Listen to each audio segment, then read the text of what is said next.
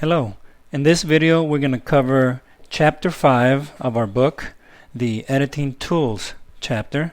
So we're going to look at all these editing commands, and we're going to start with the first one, which is selection set. A selection set is how the different ways that you are able to select objects. For example, if you pick on an object, that's one way. Then if you do a window over an object, notice that whatever is completely inside that selection window, that's what's going to be selected. So if I release, then only that one object that was completely inside my selection window was selected. Let's try that again. So notice that as I'm doing my window, only those two walls are being selected. That's one selection window. The other selection window is a crossing window. Notice that when I move my cursor, my mouse cursor to the right, I have some solid lines. And if I move it to the left, I have these dashed lines. So that's a crossing window. And with this selection set, everything that it touches, it does not have to be completely inside that window. So anything that it touches will select. So again, from right to left, anything that it touches will select. And from left to right, only those elements that are completely inside the window are selected. So that's your selection sets, different ways of selecting objects. Then we have filter. When you're doing selections, for example, I'm selecting all of these.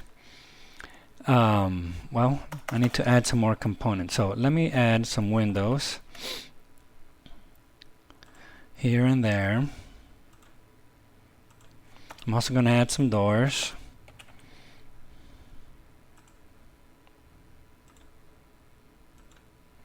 Just for the sake of this example. When your drawing gets really complicated and you want to select multiple things at one time without, picking one object at a time, if you wanted to pick all my walls, that's going to take a long time if I do it one at a time. So what you can do is you can do a whole window to select everything, and then there's a filter command over here. So if you click on filter, you're going to get a list of everything that you have selected. So we have selected doors, walls, and windows. So you can, if you just wanted to select the walls, uncheck the doors and windows, and then say OK. And then your selection set updates to only select the walls.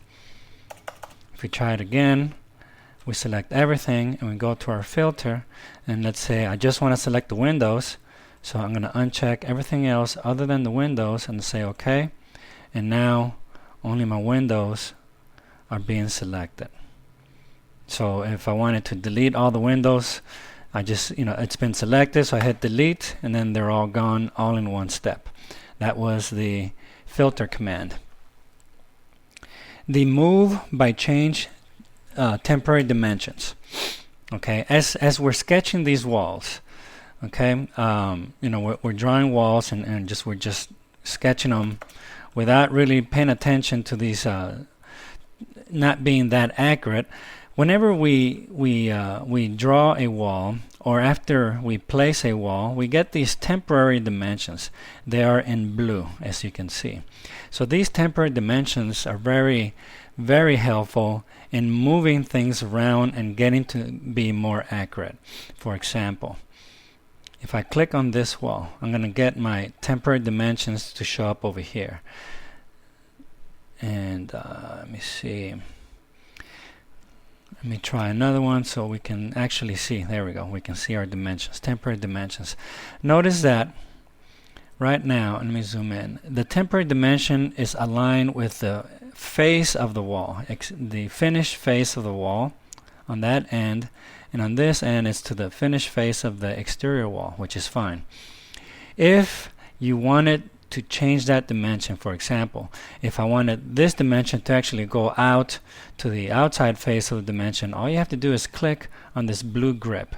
So I'm going to click, and it moves it over to the other side. If I press click again, it's going to cycle through exterior face, center of the wall, interior face. So if I just keep on clicking, it's going to cycle through those three options. So let's say, I want it there, and I wanted the interior face of that wall. And right now it's telling me that that dimension is 9 foot 9 and 9/16.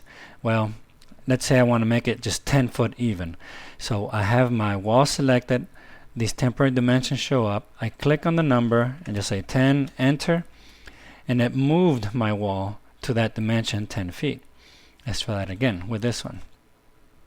So here it's telling me from the inside face of that wall to the inside face of this wall is 9 feet 49 1/28 fraction. Okay, so I have my wall selected. I got my temporary dimension on. I click on the number, and let's say I want that one to be 7 feet. So that moves that wall using my temporary dimensions. It not only helps in moving the wall, but it also helps in changing the length of a wall. For example, this same wall, it's telling me that the length of this wall is 14 foot 7. I'm going to change well, it won't let me. But let's say I have this. It's telling me it's 14.7 from the midpoint of that wall to the end. So I can always change that to, let's say, 12 feet. So it's changing the length of that wall. Or even over here, using this other temporary dimension, if I wanted this dimension to be exactly 5 feet, I just change that, and it gives me that dimension. As soon as I click in the white drawing area, those temporary dimensions go away. So they come in really handy in modifying your walls. And they also work for doors or windows. By default, it snaps to the center of the component, and you can always move these these component doors the same way. 2 feet from that corner. Okay, and let's say this one, if I click on that component, I get my temporary dimensions. We can either use the midpoint or we can use the edge. So let's say I want from the edge of the wall to the edge of the door to be, 1 foot. I just type it in, and now it gives it to me as 1 foot. So Windows works the exact same way. Let me add some more windows again. So I click on the window component, and I get two options, either edge or center. So let's say from the edge, I want that to be exactly 3 feet, so it moves that window that way. Those are temporary dimensions. Permanent dimensions work exactly the same way. I'm going to do some real quick dimensions here.